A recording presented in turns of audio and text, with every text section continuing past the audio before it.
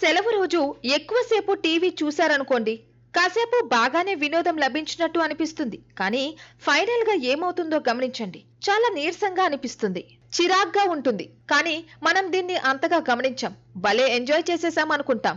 ఇక smart phone, అది ఎంత ఎక్కువసేపు యూజ్ చేస్తే అంత అలసట క్రియేట్ చేస్తుంది. కానీ ఈ డివైసెస్ వెనుక ఉన్న నెగటివ్ కోణాన్ని గుర్తించడం లేదు. నిజానికి ఈ డివైసెస్ ని పక్కన పెడితేనే మన లైఫ్ మన కంట్రోల్లో ఉంటుంది.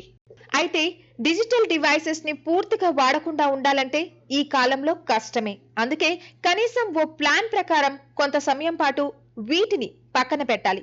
కష్టం అనిపించినా సరే ఓ క్రమ పద్ధతి ప్రకారం వాటికి రెస్ట్ ఇవ్వాలి. అప్పుడే మన శరీరానికి కూడా రెస్ట్ లభిస్తుంది. అందుకే ఇప్పుడు డిజిటల్ ఉపవాసం అనేది చాలా ముఖ్యమంటున్నారు అనుభవజ్ఞులు. ఒక కొత్త తరం ఫాస్టింగ్ కి తెర తీశారు.